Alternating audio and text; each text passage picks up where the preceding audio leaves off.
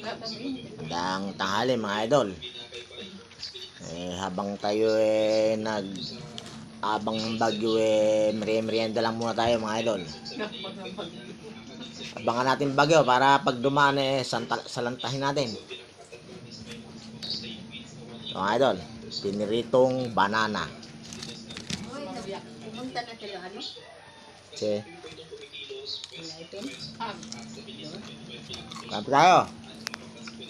Ano pa?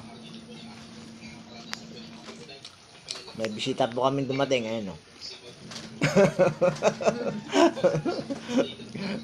Ano ba yan?